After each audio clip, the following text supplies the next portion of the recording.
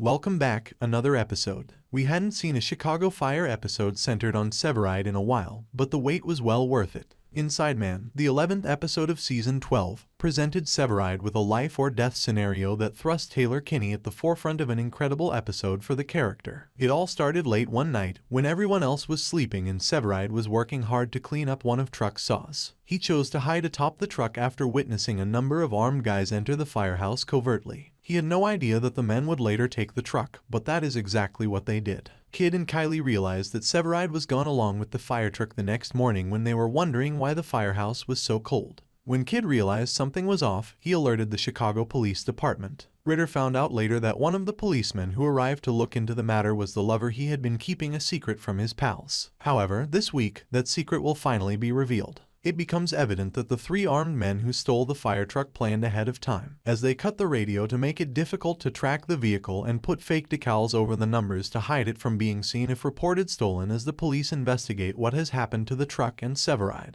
Before two of the men depart, they go to Indiana and make a stop at an abandoned warehouse, giving Severide the opportunity to use the truck's malfunctioning radio to send a message to 51. After a battle in which the gunman is shot, Severide tries to gain the upper hand on the man who had lingered behind to protect the stolen truck. Things get worse as Severide tries to save him and the other two gunmen reappearance. When he attempts to explain that the wounded gunman needs help, the ringleader shoots him in the head and murders him. Then, if he doesn't participate and assist in operating the truck, it's obvious that he'll be next. As part of a terrorist attack, we find out that the idea is to use the stolen ambulance and fire truck to smuggle in dirty explosives. Severide managed to seize one of the men's phones during the confusion, and he called Kid using it so they could find out where he was. Kid fears the worst when she sees Severide amid the debris, but she soon changes her mind when she sees that PD is heading out to find the vehicle, and that 51 is following them for help. Severide, as we saw, was able to divert the gunman's attention and cause the truck to crash before they could use it to harm innocent people by using his cunning to divide the group.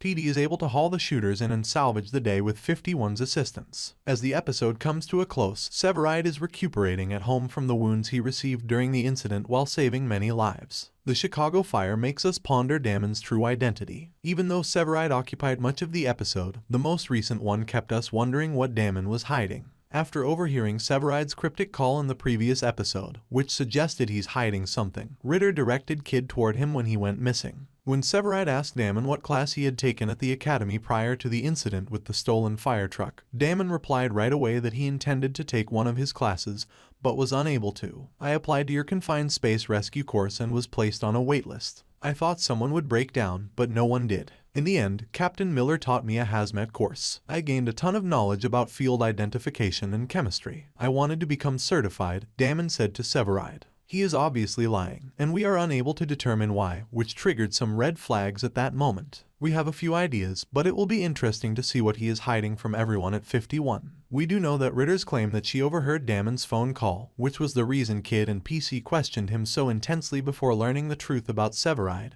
did not sit well with Damon. For more videos, subscribe.